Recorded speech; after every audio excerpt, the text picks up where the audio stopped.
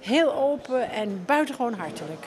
Hij heeft gesproken over de mogelijkheden van Aruba en hoe enthousiast Aruba naar de toekomst werkt. En ik heb het ook gehad dat ik het belangrijk vind, en ook met mijn collega Anoushka van Miltenburg, over de cohesie in het Koninkrijk. Dus daar hebben we het over gehad. Het is heel open en eerlijk en vriendelijk. En ik denk dat het bijdraagt aan meer begrip voor elkaar in het Koninkrijk. En dat is ook de bedoeling van dit bezoek. We hebben het in zijn algemeenheid gehad over hoe kun je in het Koninkrijk meer begrip hebben voor elkaar. En dat het niet altijd makkelijk is als je zo ver uit elkaar ligt om en de tijd te nemen om goed naar elkaars argumenten te luisteren. We zijn bij de gouverneur op bezoek geweest, voorzitter van de Staten. We hebben een ontmoeting met een aantal statenleden gehad, nu de minister-president.